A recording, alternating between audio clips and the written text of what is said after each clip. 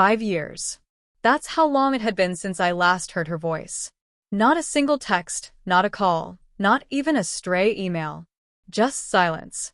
A thick, suffocating kind that settles in your bones until it becomes part of your daily existence. When Emily left, she didn't just walk out of our house. She walked out of my life. And I had forced myself to survive in that emptiness. That Friday night felt like any other. I'd finished work late, heated up leftover pasta, and was slouched on the couch with a cold beer, half watching a documentary I didn't care about. My phone buzzed, an unknown number. Normally, I'd ignore it, but something made me pause. The area code was from our old city. My thumb hovered over the screen before I finally swiped to answer. Hello. For a moment, nothing. Just quiet breathing. Then, softly, hi, it's me. Every muscle in my body froze.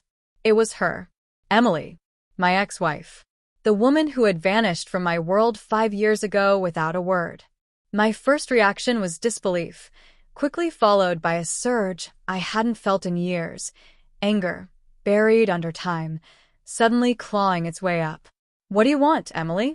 My voice came out rougher than I intended. She laughed nervously. Still straight to the point, huh?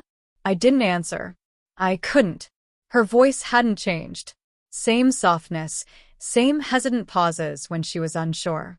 For a few seconds, it almost felt like nothing had happened. Almost, I thought. I know you probably don't want to hear from me, she said quietly. But I needed to call. Why now? My chest tightened at the tremor in her voice. Because I finally realized what I lost. Her words hit me harder than I expected. I'd imagined this moment countless times. Her calling, apologizing, admitting she had made a mistake. But now that it was real, it didn't feel satisfying. It felt strange, heavy, like reopening a wound that had long since scarred. You realized that 5 years later, I said flatly. I know, she whispered. I was foolish. I thought leaving would make me happier. I thought I needed space, freedom, new experiences, all that advice people give you to fix your life. But it hadn't fixed anything. It had just broken me in new ways. There was a pause. I could hear her breathing catch, like she was holding back tears. I got married again, she said suddenly. My chest tightened, but I stayed silent. It didn't work, she continued. It wasn't you. None of it felt real. I kept trying to convince myself it was love, but it was just noise. Something shifted in her tone. Regret, tinged with nostalgia. Do you ever think about us, Daniel? Hearing my name on her lips again burned. I leaned back on the couch, staring at the ceiling. Sometimes, I said. But not the way you think. What do you mean? I think about how much of myself I lost trying to make you happy. How often I ignored my own needs just to keep the peace. And how, when you left, I finally understood what peace really meant. Silence. Daniel, she whispered. I'm sorry. I really am. I can't undo what I did, but I think about you every day. Her voice cracked, and for a fleeting second, I almost softened. Almost. But then the memories returned. The endless nights of questions, the unanswered messages, the coldness in her eyes when she said, I just don't love you anymore.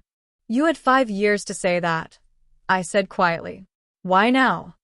She hesitated. Because I'm sick. Those words cut through the air like a knife. My hand tightened around the phone. What do you mean? I was diagnosed last year. It's advanced. I don't know how much time I have left. For a moment, I couldn't breathe.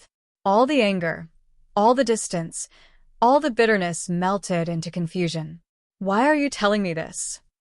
Because, she whispered, you are the only person who ever truly loved me, and I can't leave this world without saying that to you. The line went quiet, just her breathing and mine. 5 years of silence, condensed into one fragile, unbearable moment. Daniel, she said softly, can I see you? Just once, I didn't answer. My mind was a storm, past and present colliding, love and pain fighting for air. Please, she said again. Just coffee. One last time, I closed my eyes. The part of me that had healed screamed to hang up. But another part, the one that still remembered her laugh, her warmth, whispered something else. Okay, I finally said. One coffee tomorrow. Tomorrow, I repeated, unsure if it was a promise or a mistake. She exhaled, relief heavy in her breath. Thank you, Daniel. You have no idea how much this means to me. When the call ended, I just sat there, phone still in hand, heart racing like it had forgotten how to slow down. 5 years of silence, and now this. The next morning felt heavier than it should have. I barely slept. Every time I closed my eyes, memories I'd buried resurfaced. Our first apartment, Sunday pancakes, the way she'd dance barefoot in the kitchen, singing along to songs she barely remembered, flashed through my mind. Time had softened those memories, but her call brought them back vividly, in full color. I arrived early at the cafe, the same one we used to visit after her yoga classes, the one she swore had the best caramel lattes. I chose a corner table, half hidden, with a clear view of the door. My hands were steady, but my chest wasn't. When she walked in, for a moment, everything else disappeared. She looked almost the same, slimmer, perhaps paler, but her quiet grace remained. Her hair was shorter, a scarf tied neatly around her head. That small detail confirmed her words last night hadn't been false. Hey, she said softly, standing by the table. Hey, I replied. She sat, fingers curling around the cup the barista had brought her. I noticed them tremble slightly. You look good, she said, her voice fragile but sincere. I managed a faint smile. You don't have to lie. Her lips curved into something delicate, half sadness, half gratitude.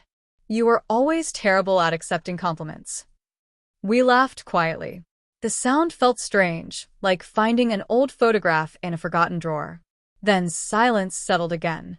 Not the easy, comfortable kind, but the awkward pause between two people who once knew everything about each other and now didn't know where to begin. I wasn't sure you'd come, she said finally. I wasn't sure either, I admitted. She nodded slowly, eyes glistening. I didn't deserve for you to. I looked at her, really looked. Beneath the exhaustion, there was something genuine. Regret. Maybe even peace. I need to tell you something, she said. When I left, it wasn't just about us.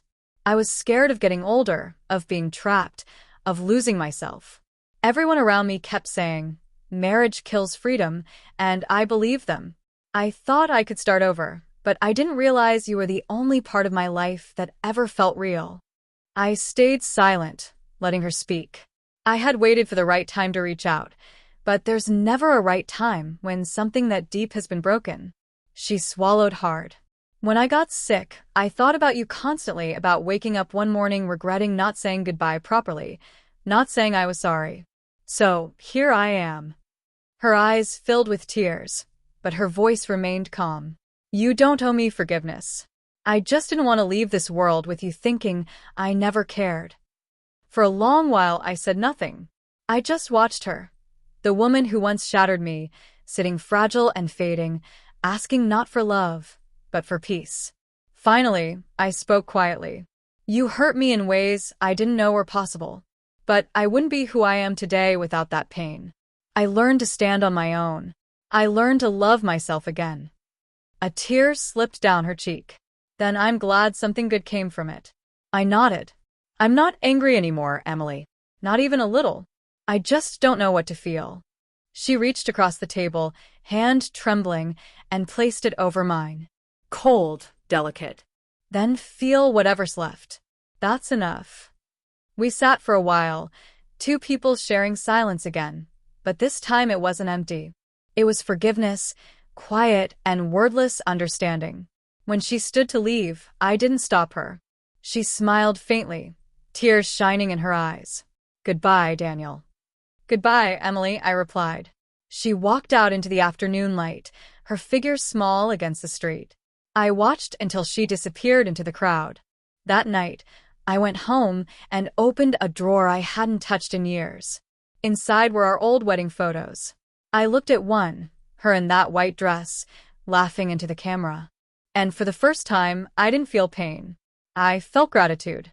5 years of silence had ended, not with anger or revenge, but with something I never expected. Peace. And sometimes, that's all left to say when love has run its course.